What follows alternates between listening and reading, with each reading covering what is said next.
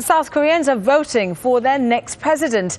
The two main candidates have been to the ballot boxes to cast their votes. Conservative Saenuri Party candidate Park Geun-Hye is trying to become South Korea's first female president. Opinion polls suggest she has a slight lead over her center-left rival Moon Jae-In. Let's go live now to Harry Fawcett, who's in the South Korean capital, Seoul. And Harry, how tight is this race?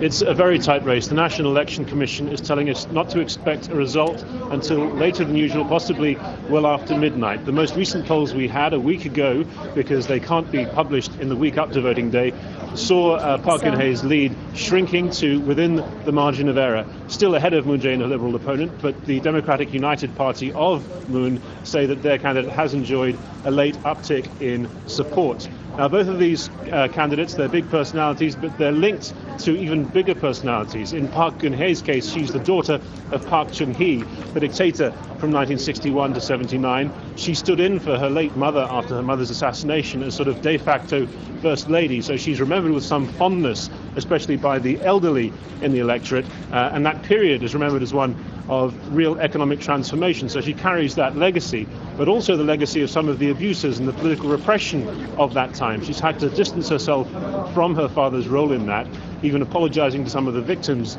of some of those abuses. Now, one of those victims was indeed her opponent, Moon Jae-In. He was a political activist during that period. He was jailed for protesting against the Park regime. He's also a former Special Forces soldier, a former human rights lawyer, and a former chief of staff to the Liberal president, Roh Moo-hyun.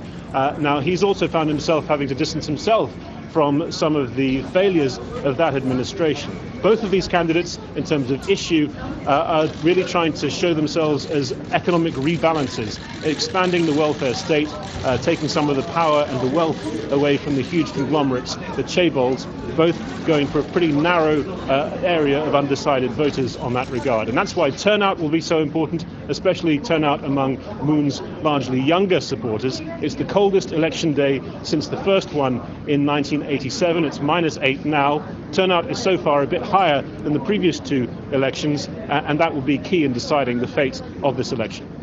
Okay, Harry, stay warm. Thanks very much. Harry Fawcett live for us from Seoul with the latest on the South Korean presidential election.